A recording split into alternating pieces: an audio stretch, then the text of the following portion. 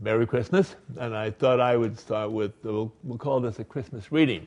It's from Matthew, excuse me, not Matthew, but Luke, 3rd chapter, 2nd verse. So, John said to the crowds that came out to be baptized by him, "You brood of vipers, who warned you to flee from the wrath of God?" All right, I'll skip a couple of verses. And the crowd asked him, "What should we do?" In reply, he said to them, "Whoever has 2 coats must share them with anyone who has none. And anyone who has food must do likewise." And even tax collectors came to be baptized, and they asked him, "Teacher, what shall we do?" And he said to them, "Collect no more than the amount that's prescribed for you." Soldiers came and asked him, "What should we do?" And he said to them, "Do not extort money from anyone by threats or false accusations, and be satisfied with your wages." And the people were filled with expectations, and all were questioning in their hearts concerning him whether John might be the Messiah. Now, pretty strong stuff there, and it's got a nice cutting, the social justice edge to it from the beginning, but what's it got to do with Christmas? Well, a lot. First, John is the traditional bridge between the Old Testament and the New. The New Testament is the story of Jesus.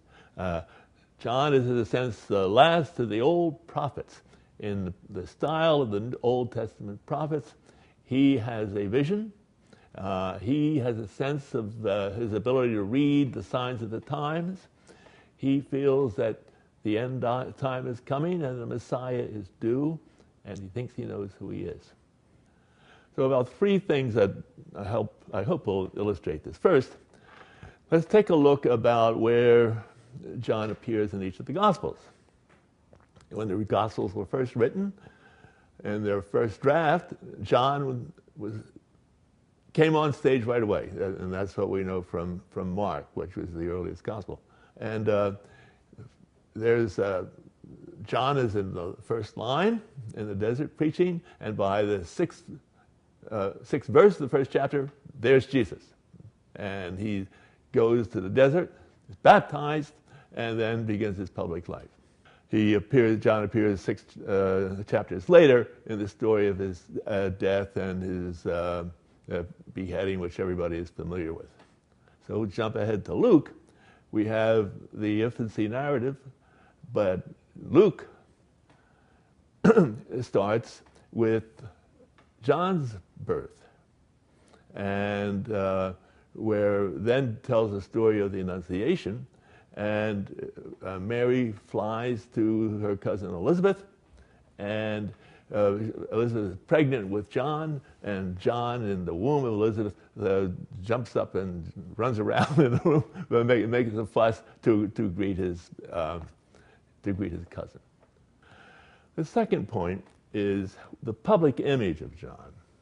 For instance, I hope a lot of you have seen The Last Temptation of Christ, Scorsese's great film, and John appears there, John the Baptist, in sort of at the baptism ceremonies. It's like a holy roller convention in the desert, lots of young running around and screaming and ecstasy, etc., etc. And also we see that John is a member of the sect, or had been a member of the sect called the Essenes. These are the people who wrote the Dead Sea Scrolls, a monastic group that was getting ready for the end of the world. And makes the point that he was radical in the sense he had to be radical in order to make his point. He had to dress in his way, get out of the big city, and be extreme, appear to be extreme, in order to go against the culture that was resisting the word. And then finally, and the most beautiful part, and tragic, is that John the Baptist is the role model, right? The older cousin, so we had the role model for Jesus.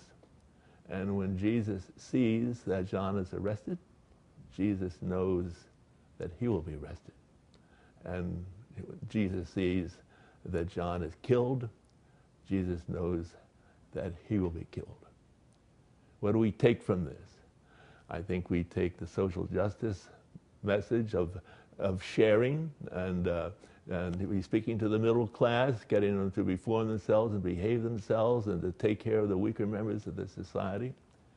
And we take the example of both Jesus and John, who saw that they had to say something, even though that would lead to their own sacrifice and their own death. Merry Christmas.